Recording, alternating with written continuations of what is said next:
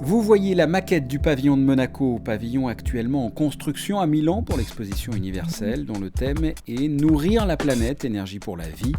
Le pavillon de Monaco est composé de containers et entre autres d'un toit végétal. Et bien à l'issue de cette exposition, fin octobre 2015, ce pavillon voyagera quelques milliers de kilomètres plus loin, direction le Burkina Faso en Afrique de l'Ouest, dans la région subsaharienne, à Lumbila plus exactement, située à une demi-heure de route de la capitale Ouagadougou. Une véritable seconde vie. Ce pavillon sera entièrement réaffecté à l'initiative du gouvernement et de la Croix-Rouge monégasque au profit de la Croix-Rouge burkinabé. Donc l'objectif, c'est de créer une dynamique sous-régionale pour laquelle on pourra former ensuite des brigades d'intervention d'urgence en cas de catastrophe, en cas de conflit. Comme on a pu le voir, il y a vraiment des dynamiques qui se créent, comme par exemple les conflits au Mali qui ont créé des réfugiés au Burkina et au Niger. Donc l'idée, c'est de créer une dynamique un petit peu sous-régionale. Autre mission de ce pavillon, une fois installé sur ce site, servir également de centre de congrès pour organiser des séminaires et des conférences. L'objectif étant de générer des revenus qui iront à la Croix-Rouge burkinabé.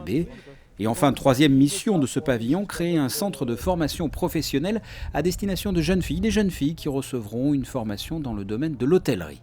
Je pense que symboliquement, dans le cadre d'un partenariat entre un pays en développement et un pays comme Monaco qui a des ressources et qui peut mettre à profit ses ressources pour aider un pays en développement à subvenir à ses besoins et à devenir indépendant, finalement, je pense que symboliquement, c'est quand même très important.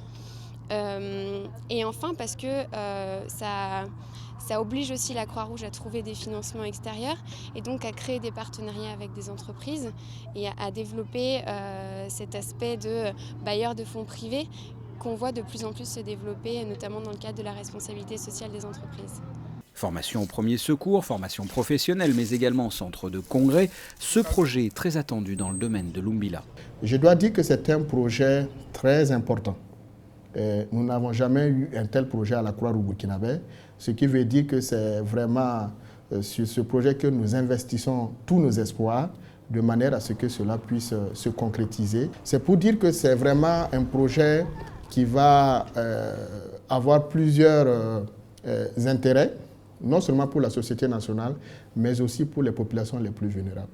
Étant entendu que cela participe à la réalisation de notre vision, qui est bien inscrite sur notre plan stratégique, qui est de faire en sorte que notre société soit une société nationale aux capacités renforcées pour faire vite et mieux au profit des victimes des situations d'urgence dans notre pays. Sur ce complexe de plus de 6 hectares, il faut imaginer le pavillon, l'hébergement, les salles de conférence, un espace de restauration, un terrain de sport, une structure de secours nautique, une zone maraîchère et un champ photovoltaïque. Tout cela devrait voir le jour début 2017.